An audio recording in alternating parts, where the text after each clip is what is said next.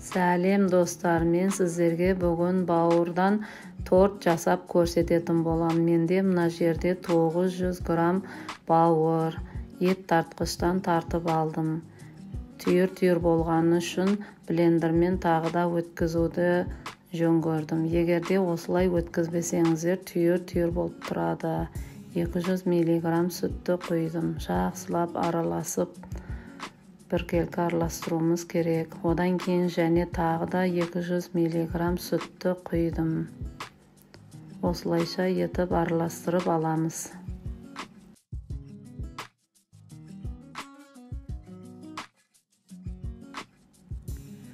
Енді кезекте мына жерде 200 миллиграмм ұнды електен өткізіп 400 миллиграмм ұн салдым. Осыны жақсылап елеп араластырамыз. Аздап салып араластырамыз.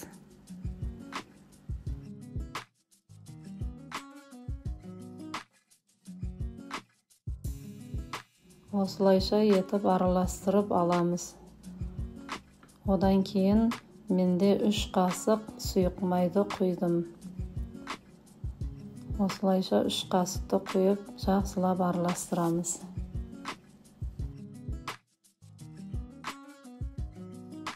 2 жұмыртқаны да саламыз. Осылайша етіп араластырамыз. Дәміне қарай тұз, бұрыш, паприка барлығын саламыз. Әрқайсыңыз өзіңіздің қалауыңызша салсаңыздар болады. Енді қалған ұнды да елеп салып, бір масса етіп араластырып аламыз. Барлығын жақсылап.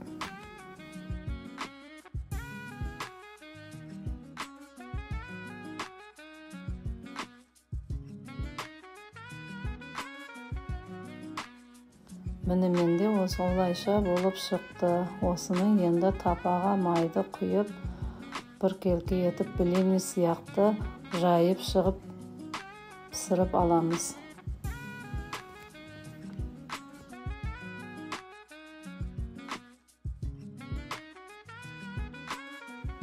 Осылайша етіп баяу отта пісіріп аламыз. Енді кезекте астыңғы бетін аударып, бетін қызартып аламыз. Астына қарағанда беті тез піседі. Мына жерде 2-3 штук менде сәбіз, 2-3 штук пияз және 2 жұмыртқаны қайнатып теркадан өткізіп алдым. Аз ғана майды құйып, тапаға майымызды қыздырып алып,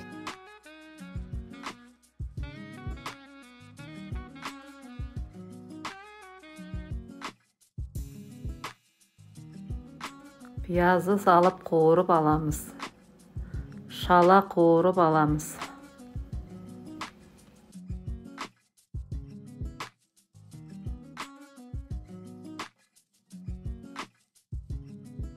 Төрт штук чеснокты езгіштен езіп, өткізіп саламыз майонездің ішіне. Осылайша жақсылап араластырып қоямыз.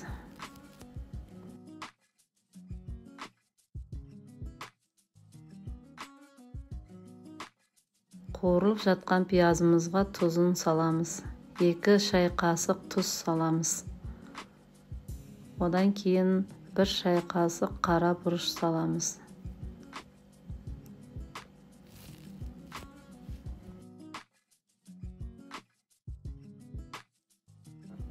Енді кезекте теркадан өткізілген сәбізімізді да саламыз. Осылайша 10 минут қуырып аламыз. Міне 10 минут өтіп, менің начинкам дайын болды. Осыны газды өшіріп, ыдысқа салып, суытып аламыз.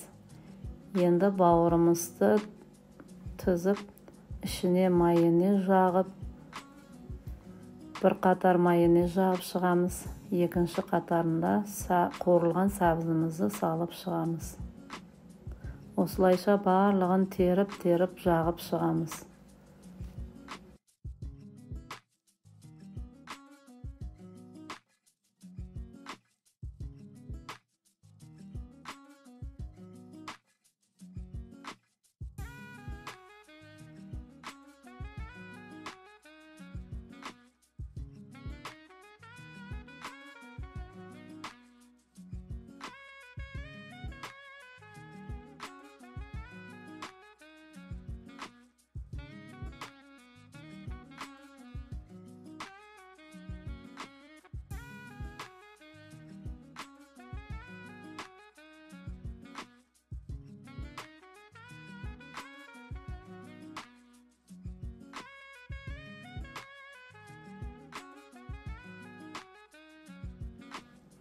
Mine osылайша барлығын теріп болғаннан соң, үстіңгі қабатына да жаңағыдай сәбізі жағып болғаннан соң бетіне 2 жұмыртқаны осылай себелеп шығамыз.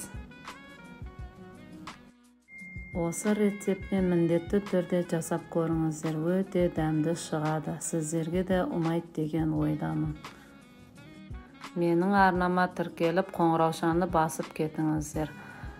Астарыңыз дәмді болсын. Келесі кездескенше сау саламат болыңыздар.